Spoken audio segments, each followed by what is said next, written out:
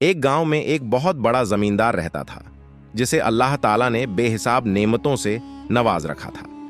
उसके पास वसिया व अरीज जमीनें थीं, शानदार मकान और ऐसे बाग थे जिनमें हर मौसम के फल पैदा होते थे।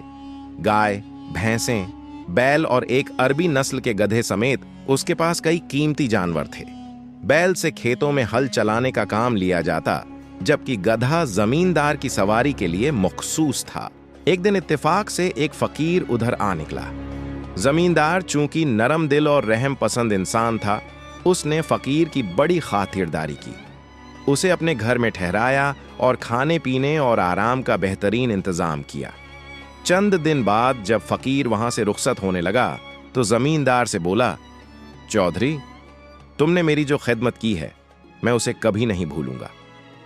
मेरे पास तुम्हें देने को कुछ नहीं, मगर मैं तुम्हें एक ऐसा इल्म दे सकता हूं जो दुनिया में बहुत कम लोगों के पास होता है।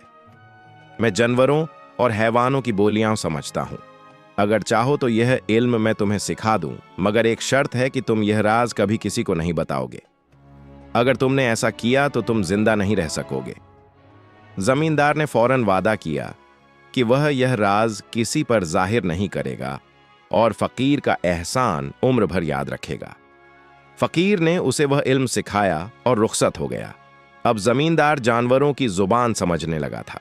बैल सुबह से शाम तक खेतों में हल चलता और जब घर वापस आता तो उसे सिर्फ भूसा खाने को दिया जाता, जबकि गधे के आगे हमेशा हरी घास और चने का दाना रखा जाता। बेचारा बैल यह सब देखता मगर कुछ कह नहीं सकता था। एक दिन जब वह थका हारा वापस आया तो गधे ने पूछा, भाई, आज तुम इतने लड़खड़ा कर क्यों चल रहे हो? बैलों ने थके हुए लहजे में कहा, गधे भाई, आज बहुत काम पड़ा। जब जरा रुकता तो नौकर लाठी से मारता। मेरी टांग में चोट लग गई है। खैर, अपनी अपनी किस्मत। गधा खामोश हो गया। कुछ दिनों बाद जमींदार ने बैल के लिए गधे के करीब ही नई खरली बना दी ताकि दोनों पास पास रह सकें। अब जब भी वक्त मिलता दोनों आपस में बात करते। एक रोज गधे ने देखा कि बैल बहुत उदास और खामोश है। उसने पूछा, क्या बात है बैल भाई, आज तुम चुप चुप क्यों हो? बैल ने आह भरकर जवाब दिया, आज फिर लट्ठियां पड़ी हैं, बदन टूट रहा है। गधे फौरन बोला, सच कहूं तो तुम्हारी हालत देखकर दिल दुखता है, मगर अफसोस कि मैं कुछ कर नहीं सकता। बैल ने नरमी से कहा, कोई मशवरा ही दे दो कि कुछ दिन आराम कैसे मिले। गधा थोड़ी देर सोचकर बोला, एक तरकीब है। जब हल वाला आए तो बीमार बन जाओ और आंखें बंद करके खड़े रहो। अगर खेत में ले जाए तो जमीन पर बैठ जाओ, चाहे वह कितना भी मारे, पर उठना मत। घर वापस आए तो चारा भी न खाना। जब तुम न खाओगे तो वह समझेगा कि तुम बीमार हो और वह कुछ दिन तुम्हें आराम देगा। बैल ने यह तरकीब पसंद की। जमींदार जो करीब से गुजर रहा था उन दोनों की सारा बातचीत सुन चुका था। वह मुस्कुराया और चुपचाप वहां से गुजर गया। शाम को जब चारा डाला गया तो बैल ने बमुश्किल 2 नवालें खाएं और फिर चुप हो गया। अगली सवेरे जब नौकर आया तो बैल बिल्कुल सस्त पड़ा था।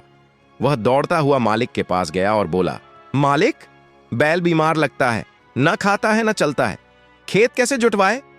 जमींदार ने मुस्कुराकर कहा, दूसरा बैल लाने की जरूरत नहीं, गधे को हल में लगा दो।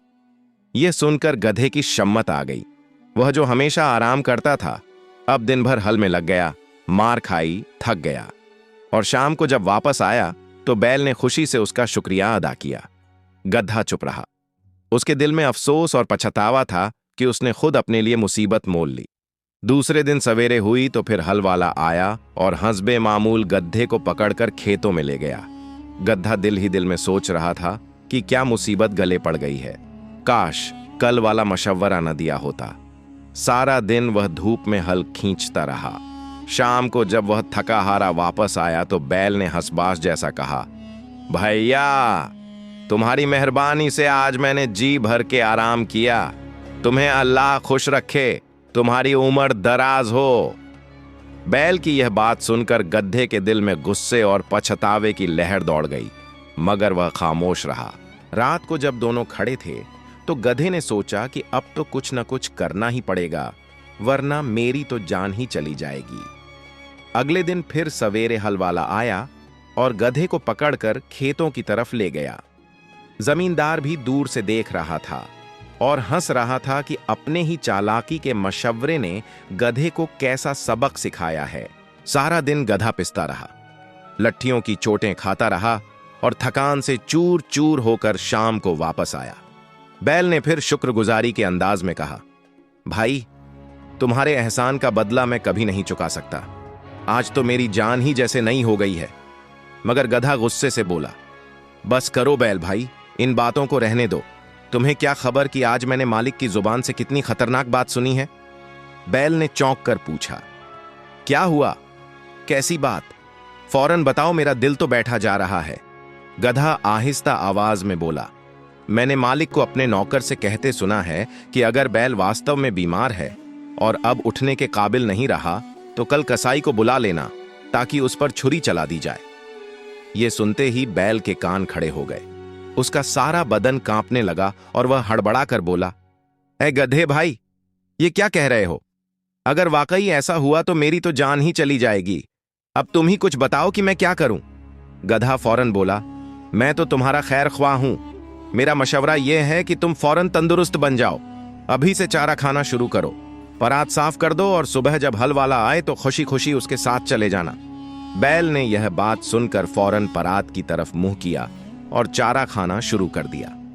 जमींदार, जो हस्बे मामूल यह सारी बातचीत सुन रहा था, अपने दिल में हंसी रोक न सका।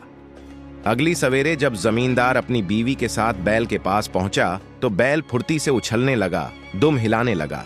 जमींदार ने हल वाले को बुलाया और कहा, लो देखो तो, ये तो बिल्कुल ठीक है। कल तक बीमार था और आज नाचने लगा है। यह देखकर जमींदार और उसकी बीवी हंसने लगे। जमींदार के दिल में ख्याल आया कि काश वह अपनी बीवी को बता सके कि दरअसल जानवरों की बोलियां समझने के इल्म की वजह से वह यह सब जानता है।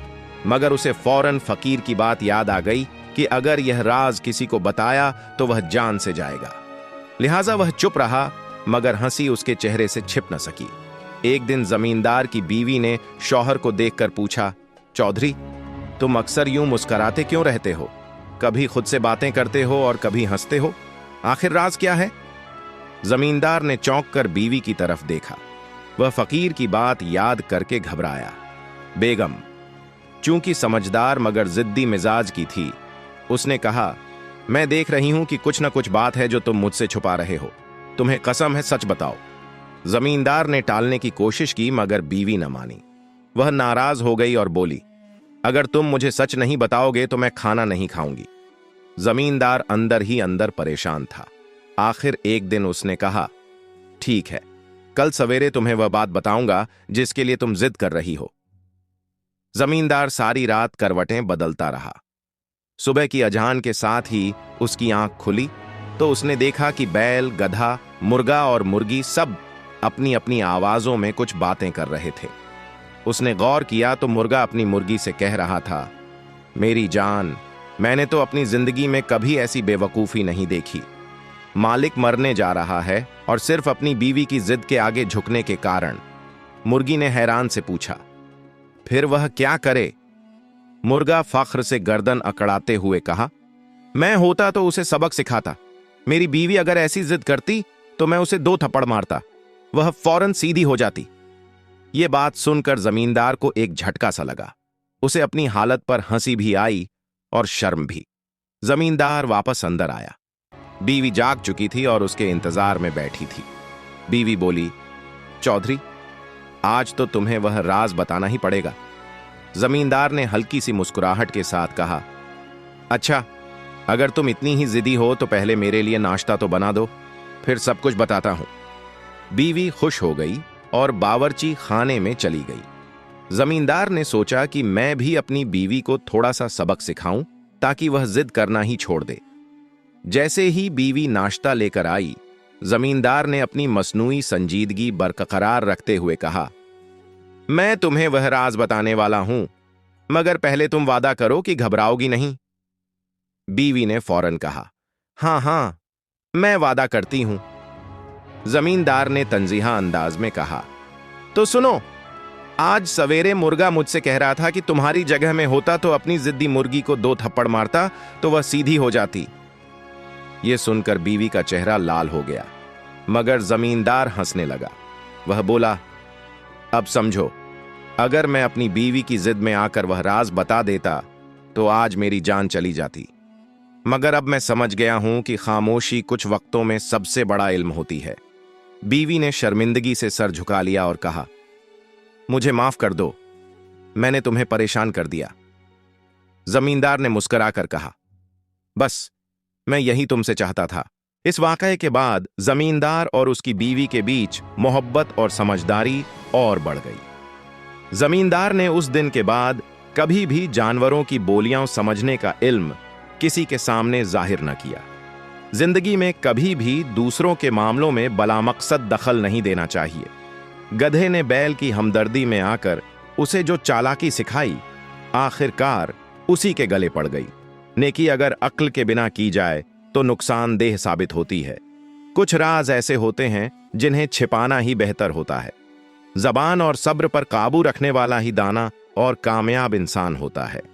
जिंदगी में कुछ वक्त तो खामोशी ही सबसे बड़ी समझदारी होती है।